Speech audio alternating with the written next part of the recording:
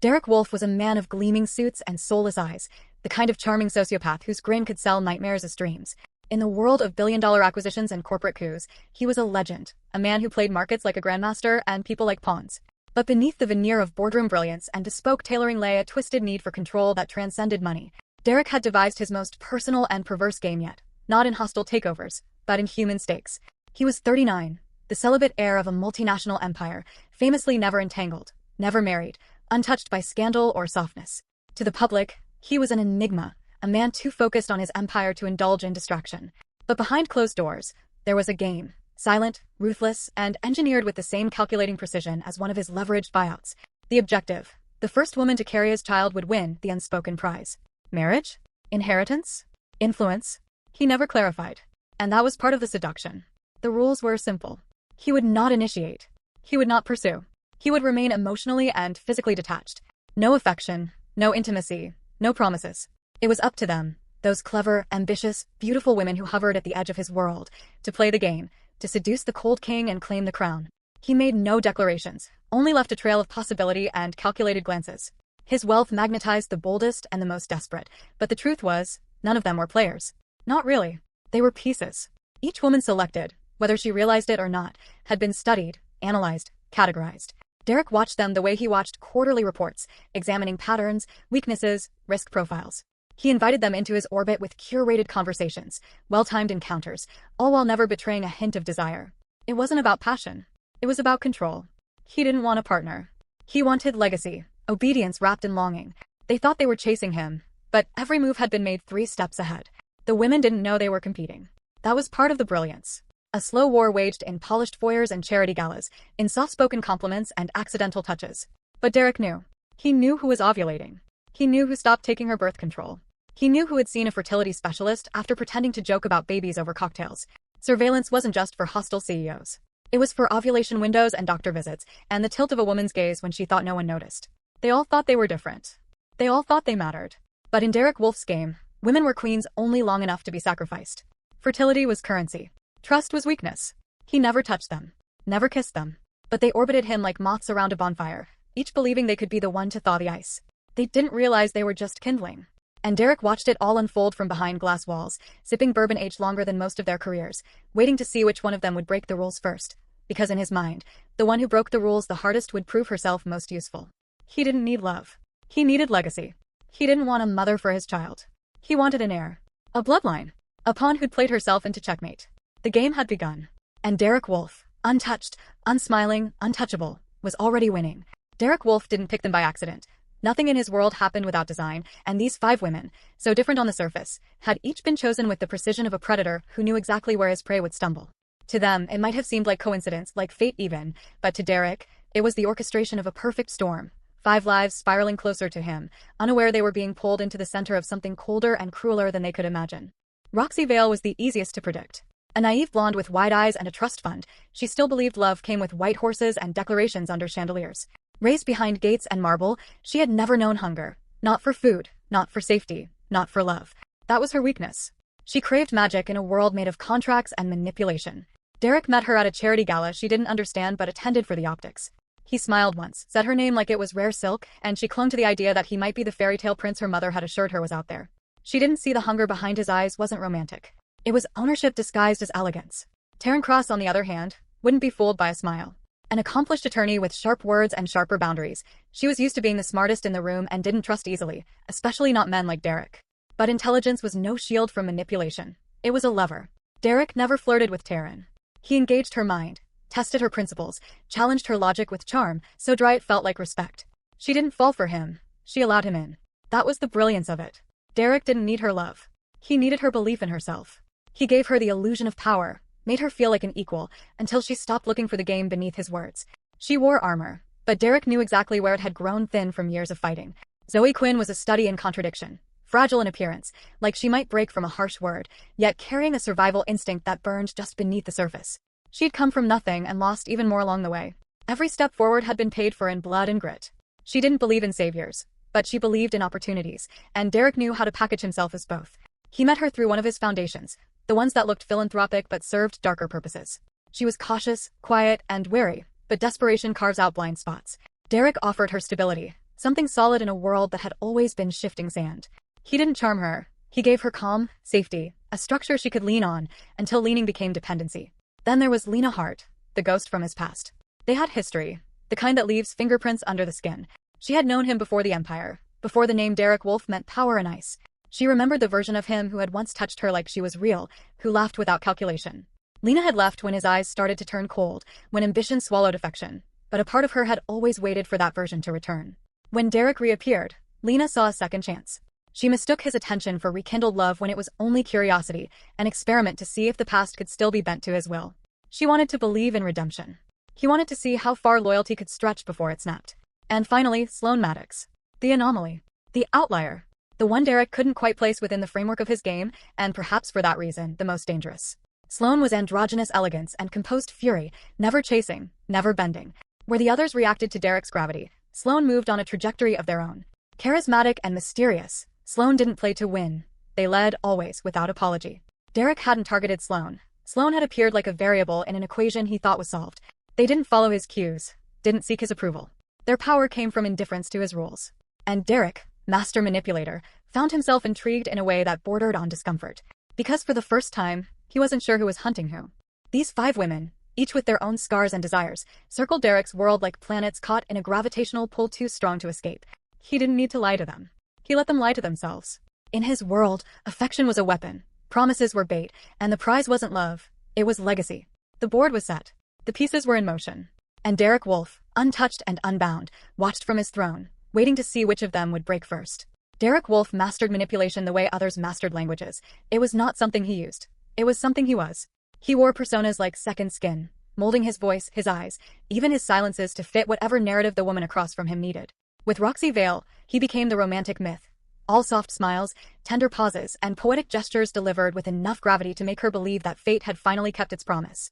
He spoke of dreams, of meaning, of forever, mirroring her childhood fairy tales, so perfectly she never once thought to question whether the prince might be hollow. She didn't fall in love with Derrick. She fell in love with the story he handed her like a glass slipper. With Terran Cross, he chose a different mask. Sharper, cleaner, designed not to seduce but to provoke. He knew she didn't trust flattery, didn't respect charm, so he never gave her either. Instead, he challenged her, met her wit with his own, created a battlefield out of conversation where victories felt like intimacy. Terran prided herself on her independence, her unshakable logic, and Derrick played to that beautifully. He questioned her enough to ignite interest but respected her mind just enough to make her lower her guard. She never thought she was being lured. She believed she was being matched. She thought she was holding the reins. She never noticed when he'd taken them. Zoe Quinn was delicate but not weak, and that distinction was critical. She'd spent her life clawing her way out of darkness, and Derrick didn't offer her light, he offered her shade. He was calm where others were chaotic, quiet where others were loud. He didn't demand her trust. He simply waited, present and still, until she gave it. To Zoe, he was not a man. He was a harbor, a safe place to collapse. She came to rely on him not because he offered her escape, but because he made survival feel a little less lonely. He touched her gently, looked at her like she was something to be protected, and she mistook restraint for reverence. She didn't see that she was being slowly anchored in place, her independence exchanged piece by piece for comfort. Lena Hart believed in ghosts, the old Derrick, the boy she once loved, the man she swore still lived somewhere beneath the ice. And Derrick let her believe. He resurrected old jokes, old habits, even old songs, weaponizing nostalgia with surgical precision. He let her see glimpses, fractured moments where his mask cracked just enough to suggest the person she remembered might still be there. He didn't convince her with new promises. He trapped her with old memories. Lena wasn't chasing love. She was chasing restoration. And while she searched for the boy she'd once saved, Derrick quietly dismantled the woman she'd become, piece by piece, under the illusion of a second chance. And then there was Sloane Maddox. Derrick didn't know what role to play with Sloane, because Sloane didn't respond to roles. They didn't flirt, didn't retreat, didn't chase. They simply watched. For Sloane, Derrick didn't perform, he concealed. He became fog, ambiguity made flesh, the unanswered question that lingered in the air long after the conversation ended. He never touched, never promised, and yet the tension between them hummed like an electric wire. With Sloane, he didn't lead, he reacted. He didn't pull them in, they chose to approach. And that choice unnerved him. Sloane didn't orbit him like the others. They were a gravitational force of their own, and Derrick, so used to being the sun, found himself drifting dangerously close to their event horizon. To each woman, he was exactly what they needed most and what would ultimately cost them everything. Roxy believed she was chosen. Terran believed she was equal. Zoe believed she was safe. Lena believed she was remembered. Sloane believed nothing, and that made them the most dangerous of all. Every one of them thought they were the exception, the one who saw the man behind the myth. But Derrick Wolf didn't need to hide. He simply gave them mirrors, crafted so precisely, so intimately, that they saw their own reflection and called it love. And in the end, that was his greatest manipulation. He never made them love him. He made them believe he already loved them first. Taryn Cross had never been the jealous type. She didn't believe in snooping or dramatics, didn't indulge in spiraling thoughts or insecure guesses. But when her meeting at Wolf Capital finished early and Derrick offered her use of his office to draft a brief, she didn't expect her trust to be tested by a single tap of the keyboard. The calendar was still open on his screen, his schedule a perfect column of curated chaos, power lunches, boardroom negotiations, philanthropic galas. But it was the personal tab, innocently labeled private dinners, that caught her eye. She wasn't looking for trouble. But when she saw her name, Taryn Wolf, dinner at Marisol, Thursday 7 p.m., she paused. Wolf? A slip, maybe. A playful placeholder. Then she scrolled further. Roxy Wolf, brunch at Eden's, Sunday. Zoe Wolf, rooftop tasting menu, Wednesday. And suddenly the air in the room changed. The pattern was unmistakable. Same restaurants. Same structure. Same false surname attached like a silent rehearsal for a future he seemed to be promising not just once, but 3 times. Her legal mind didn't panic. It dissected. Cross-referenced. Checked timestamps. Then she reached for his desk phone, the one he'd always claimed was more secure. She dialed a contact she remembered seeing flash across his screen one night when he claimed he had to take care of a friend, and left there wine half-drunk. Roxy, she asked when the line connected. This is Taryn. Taryn Cross. The silence on the other end was sharp and uncertain. Then a breath. Are you with Derrick? Not at the moment, Taryn replied coolly. But I assume you've met him. Roxy hesitated, then, seeing each other. He's just not very public about it yet. He says I'm different. That I'm going to be the one. Taryn inhaled, slow and steady. He told you that? Yeah, Roxy said quietly, as if ashamed to admit it. He even called me Roxy Wolf once. Said it felt right.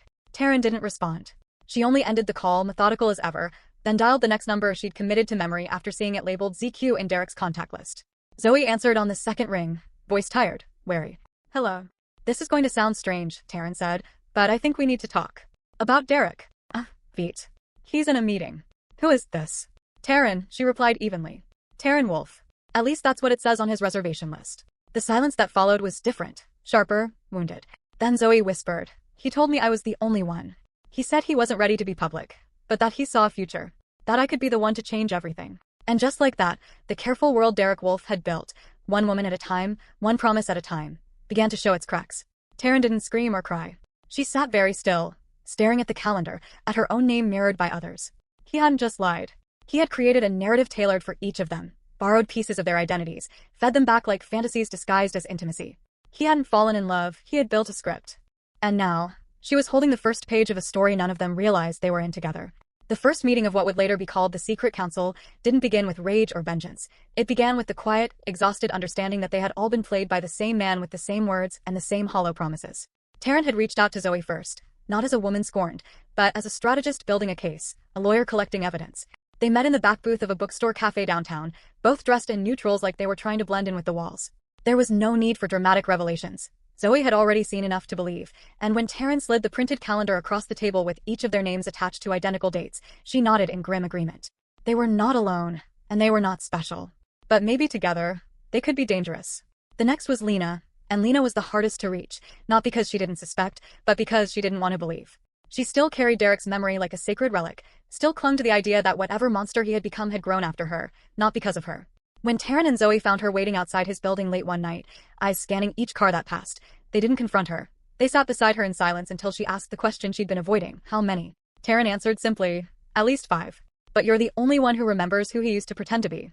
Lena didn't cry. She only nodded and said, then let's make sure no one else forgets who he really is. Roxy was more complicated.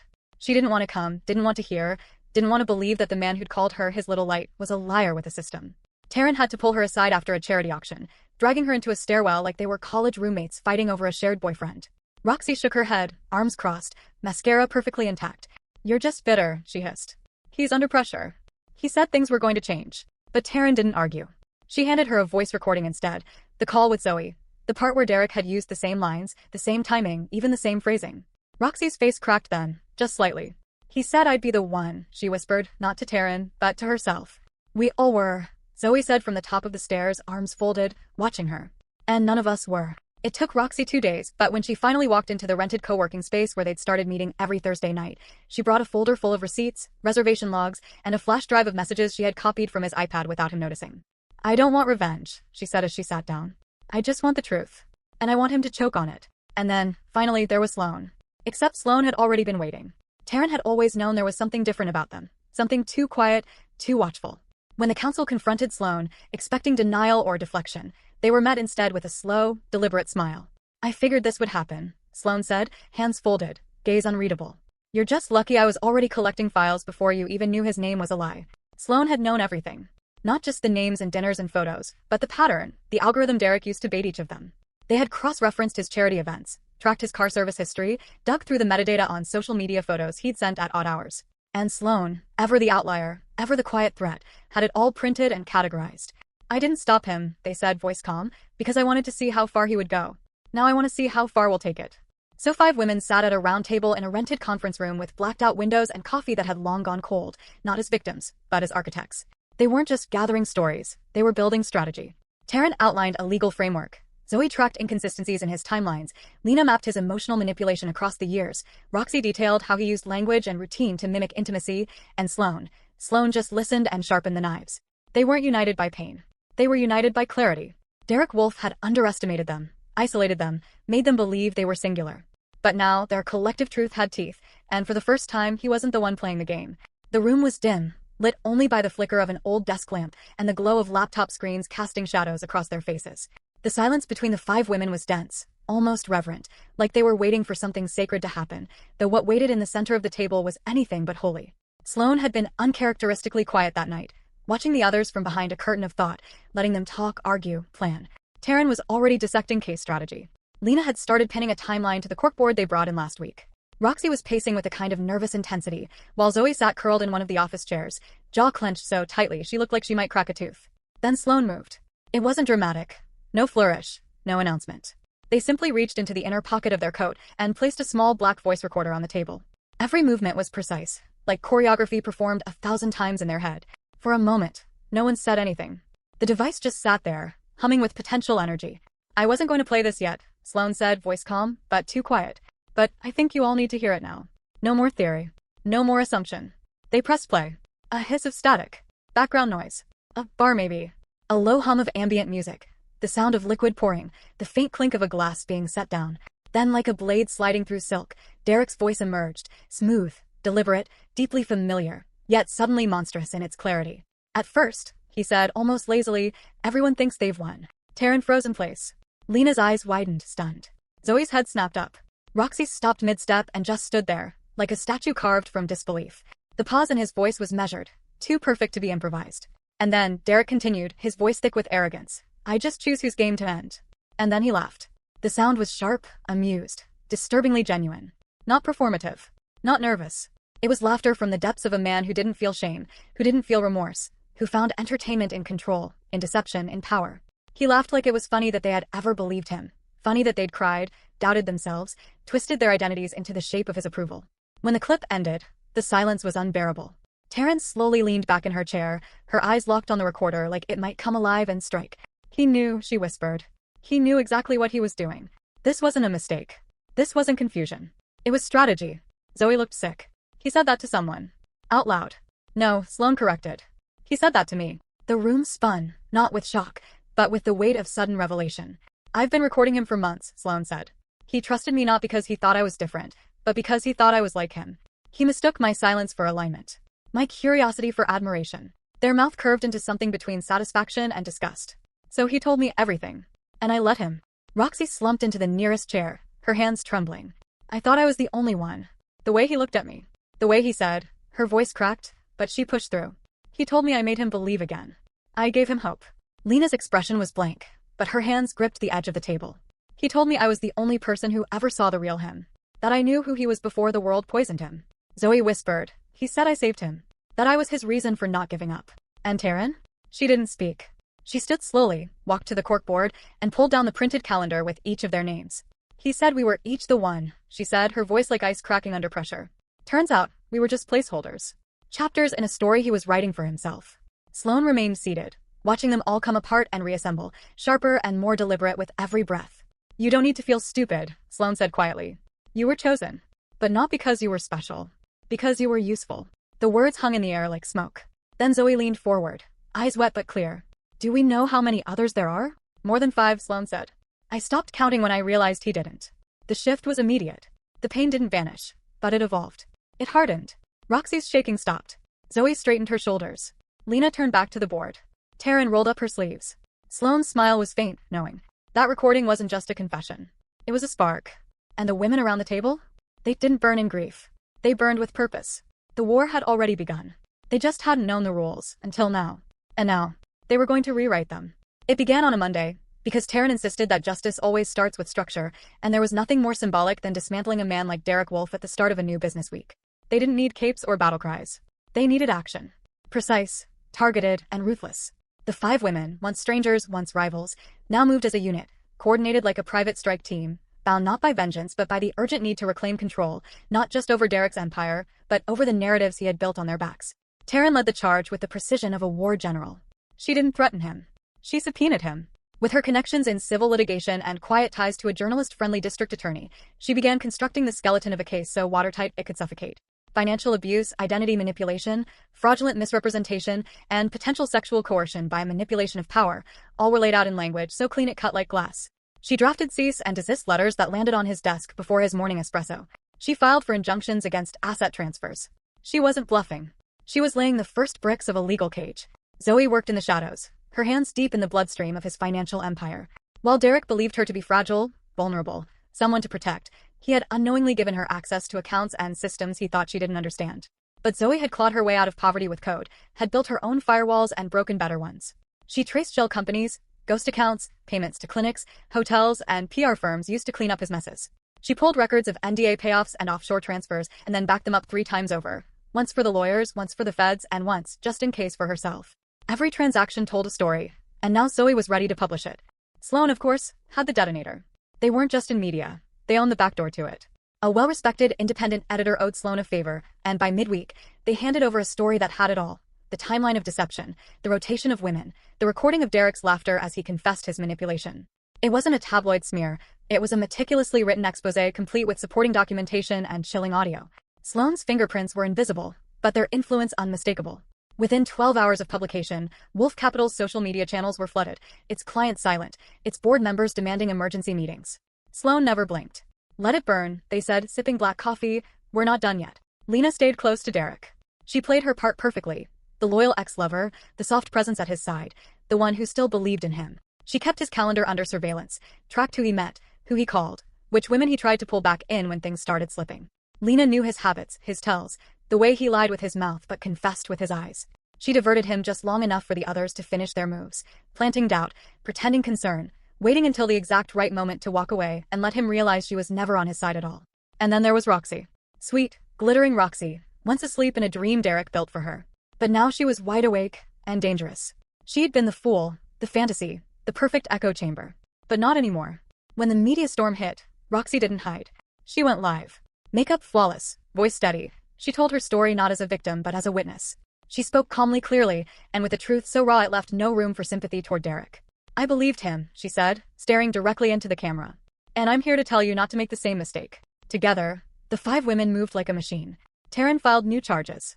Zoe dumped encrypted evidence onto a protected server for investigative journalists. Sloane coordinated the timing of public leaks. Lena dropped private messages to reinforce the story. Roxy was the public face of the reckoning. They weren't interested in heartbreak or revenge. They were interested in exposure, accountability, and dismantling a man who thought he was untouchable. The headlines came fast. Wolf Capital in turmoil. Anonymous sources from inside the company stepping forward. Whispers of audits and investigations. Board members stepping down. Derrick himself went quiet for the first time in months. No tweets. No quotes. Just silence. And in that silence, 5 women stood, not ruined, not broken, but risen. Not victims. Not collateral. The Fighting 5. Smoke had begun to rise over Derrick Wolfe's empire, not the kind seen from burning buildings, but the kind that choked reputations, smothered investor confidence, and coiled through financial institutions like a virus no one could contain. It started with a quiet knock from the Securities and Exchange Commission, an official inquiry cloaked in language that seemed polite, procedural, harmless. But within days, it escalated into something far more public. Journalists began receiving anonymous leaks, files too detailed to be dismissed, too damning to ignore. Transaction histories, forged authorizations, payouts hidden behind shell companies, and recordings that made boardrooms fall silent. Every major outlet was circling like vultures, sharpening headlines behind closed editorial doors. Inside Wolf Capital's executive tower, panic bloomed beneath designer suits and $1,000 haircuts. Derrick's advisors couldn't move fast enough to control the narrative. PR firms were ghosting. Attorneys were reviewing options. Compliance officers looked like they hadn't slept in days. Board members began withdrawing their endorsements, emails dripping with sanitized concern and legal distance. Clients, long loyal, long complicit in Derrick's quiet dominance, suddenly wanted their names off everything. They weren't just nervous. They were terrified. The markets twitched every time Wolf Capital trended on social media. Stock whispers in backrooms turned into sell orders on open floors. It wasn't collapse, not yet, but the scaffolding was groaning. And Derrick Wolf? He was unraveling.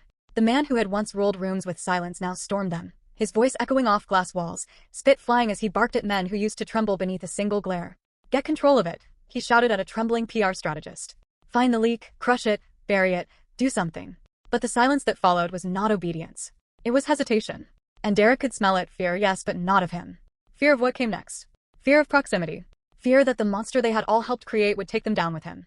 He smashed a glass of bourbon against his office wall, the liquid dripping like blood down imported stone, and demanded answers no one could give. Phones rang.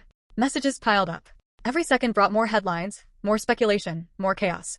He had weathered storms before, but this was not a storm. It was a siege. And then the email arrived. No subject. No signature.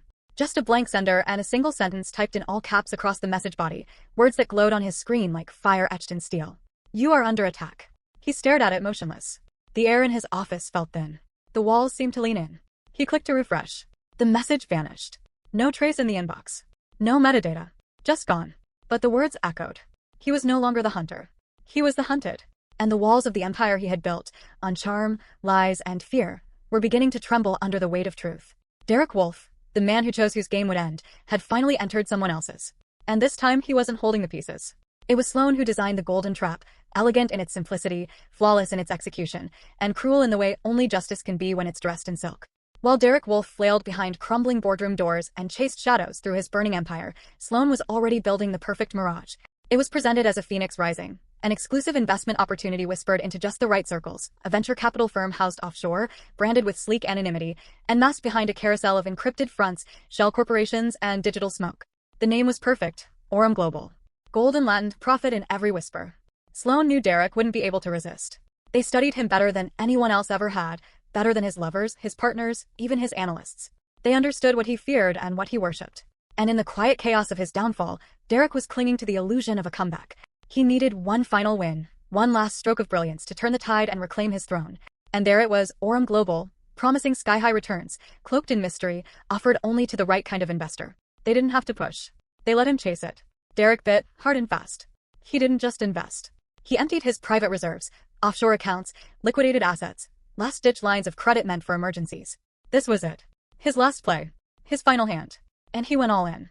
The funds were transferred on a Thursday morning, in a quiet wire that moved across international lines into an account controlled by no one he could name, no one he could subpoena. He received a confirmation email, then nothing. No follow-up. No welcome packet. No balance sheet. By Friday, the Aurum website had vanished. The contact number disconnected. The files he had downloaded wouldn't open. Every message bounced. Every trail turned to dust. It wasn't until he called his private banker and heard the tremble in the man's voice that Derrick understood. Sir, the banker said carefully, the account is empty. He stood alone in his penthouse office, the one with windows that stretched too high to feel safe, the city below nothing but a maze of lights that now meant nothing. He stared at his monitor, where the Aurum Global logo had been just hours before, a golden sun over black glass. It was gone now, replaced by a blank screen. His palms went cold. His breath shallow. And then his phone buzzed. One new message. Unknown sender. Just a single sentence. Congratulations, Derrick. You just invested in your own end. The endgame had begun, and for the first time in his life, Derrick Wolf had nothing left to buy, no empire to hide behind, no lie to sell. The trap had been gold-plated, perfectly tailored to his ego, and now finally, it had snapped shut. 10 collapse. The accounts are frozen. The press talks about a crook king. The rating is falling. Friends disappear. He is alone. He roars, but quietly, because he is afraid. Do not write the text in chunks. Write the text in full long sentences, also write the text without the symbol. The rooftop was quiet, wind brushing against the edges of the skyline like a whisper too tired to howl. The city stretched out below, indifferent, and above it all stood Derrick Wolf, once the master of every floor beneath his feet, now pacing like a trapped animal on the last piece of ground he could still call his own. His suit was wrinkled, his eyes rimmed red, the shine gone from his shoes and from the man himself. And there, already waiting for him by the ledge, stood Sloane, poised, composed, as if this meeting had been written in the stars long before either of them ever knew the rules of the game. He froze when he saw them, surprised not by their presence, but by the look in their eyes, something calm and final. "You," he said, voice low, dry from disuse. "You set this all up." Sloane didn't move. They didn't need to. "Do you remember Renee?" they asked, quietly, like a memory sharpened into a blade. Derrick blinked. "What?" "Renee," Sloane repeated, slower this time. "She was my sister." The name struck like thunder. Derrick took a step back, confusion twisting into a vague flicker of fear. "That doesn't mean anything to me." "It should," Sloane said. "She was 23 when you convinced her she was your next legacy. She changed everything for you. Moved cities, broke ties, even ignored her diagnosis because you told her she was stronger than it. You left her the moment she got sick. She died thinking she failed you." Derrick's mouth opened, but no words came. The wind carried the silence between them, thick with the weight of things never faced. His lips trembled, not with guilt, but with the realization that this wasn't just business, wasn't just reputation. This was personal. Sloane stepped forward, one hand in their coat pocket, the other holding a phone that buzzed once. The sound of approaching sirens began to rise from the streets below, urgent and unavoidable. "Your game is over," they said, turning their eyes toward the flashing red and blue lights now reflecting off the neighboring buildings. "Every lie, every mask, every woman you hurt, every dollar you stole. It all comes to this." Derrick turned toward the edge of the building, eyes wide, pulse racing, not from panic, but from the staggering weight of inevitability. His world was gone, his name ash in the mouths of the people who once worshipped him. And now he stood face to face with the one person who had never believed his myth, never bought into the shine, because they knew what it had cost. The rooftop door burst open. Officers poured in, shouting commands, hands at their belts, boots on concrete. Sloane didn't look away. They just watched as Derrick Wolfe was finally surrounded, not by sycophants, not by admirers, but by consequence. And as the police moved in and the city held its breath, Sloane whispered, barely audible above the wind, "She was worth more than your entire empire." Then they turned their back on him, walked toward the stairs, and left him there beneath the lights, choking on the echo of a name he thought he'd buried. Renee.